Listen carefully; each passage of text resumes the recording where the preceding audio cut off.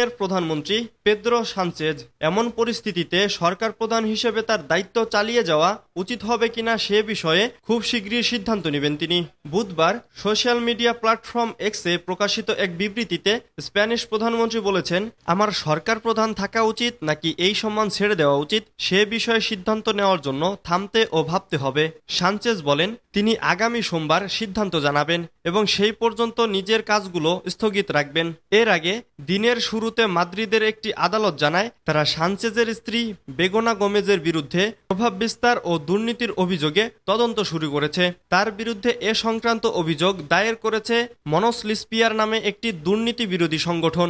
এর কয়েক ঘন্টা আগে অনলাইন নিউজ সাইট এল কনফিডেন্সিয়ালে এক প্রতিবেদনে বলা হয়, সরকারি বরাদ্দ পেয়েছে বা চুক্তি জিতেছে এমন বেশ কয়েকটি বেসরকারি সংস্থার সঙ্গে বেগেনা গোমেজের সম্পর্ক থাকার অভিযোগ খতিয়ে দেখছেন তদন্তকারীরা।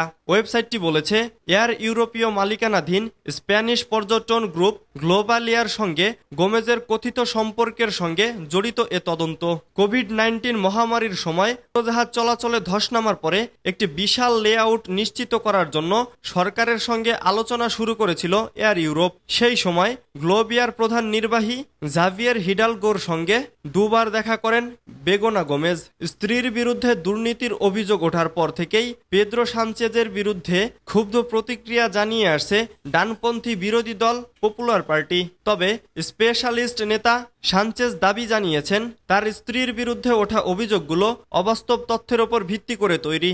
এটি অতি রক্ষণশীল মিডিয়ার নেতৃত্বে এবং রক্ষণশীল ও কট্টর ডানপন্থীদের সমর্থনে তার স্ত্রীর বিরুদ্ধে হয়রানিমূলক প্রচারণার অংশ মাত্র।